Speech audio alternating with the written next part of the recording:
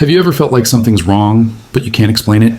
Like you're calm on the outside, but inside, there's this tight, restless energy you can't shake off? That could be a silent anxiety attack, and many people don't even realize they're having one. Hi, I'm a psychologist, and today we'll talk about the signs you might be having a silent anxiety attack. I'll give real-life examples, simple explanations, and signs to look out for, so stay with me until the end. After that, I'll share some practical things you can do to feel better, starting today. Let's begin. Sign number 1, you feel constantly tense, even when nothing's wrong. You could be sitting quietly, maybe on your phone, scrolling through social media, or just lying in bed trying to relax. But your shoulders are tight, your jaw is clenched, your hands won't stay still. For example, you're taking a short break between tasks, but instead of feeling calm, your mind starts racing. Did I forget something? Am I being lazy? Should I be doing something more useful right now? It feels like rest, but your body says otherwise. Here's why this happens. That's silent anxiety. Your nervous system doesn't understand the difference between a real threat and a quiet moment. So even when things seem fine, it keeps you stuck in high alert. Quiet on the outside, exhausting on the inside. Sign number 2. You avoid certain things, but you don't know why. You find yourself putting things off, delaying messages, skipping calls, avoiding places. Not because you're lazy, but because something in you feels off. For example, you don't reply to a text, you cancel on a friend. You say you're tired, but deep down, you're not sure what you feel. You just want to avoid everything. Why this matters? Avoidance is a quiet anxiety response. It's your brain trying to protect you from discomfort, even if there's no clear danger. And the more you avoid, the heavier everything feels. Let's take it a step further. Sign number 3, you overthink everything. You replay conversations, worry about things that haven't happened, and constantly think, what if? For example, you send a simple message, then spend the next hour wondering if it sounded weird. You prepare for tomorrow? Then imagine every possible thing that could go wrong. Here's what's happening. Overthinking is your brain's way of trying to stay in control. But instead of solving problems, it traps you in imaginary ones. It's exhausting, and it feeds the anxiety loop. And when overthinking becomes a habit, something else starts to fade. Your emotions. Sign number 4. You feel numb or disconnected. This is when your emotions feel muted. You're not sad, but you're not really happy either. You feel distant, even when you're around people you care about. For example, you hear good news, but you can't feel excited.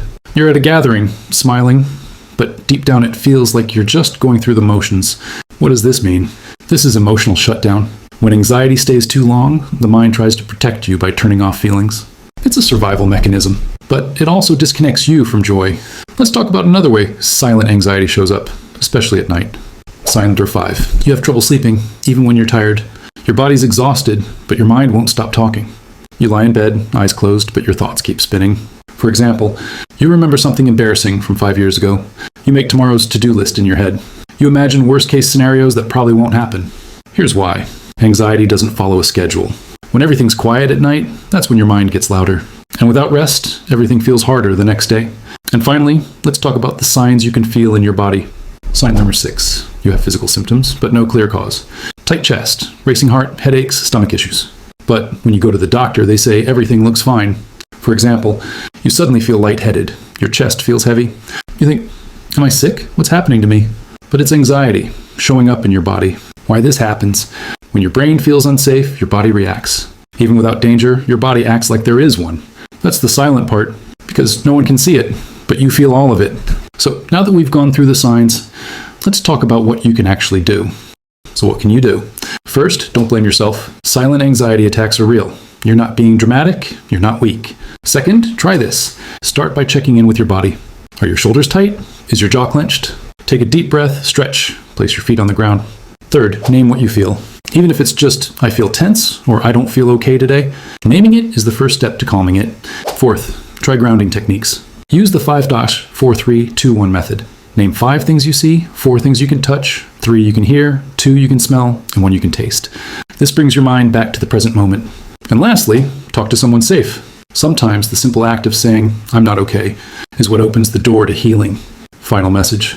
Even the most silent people carry heavy things. If you relate to any of these signs, this is your gentle reminder. You're not alone. You don't have to stay in survival mode. You deserve peace. You deserve support. And healing is possible.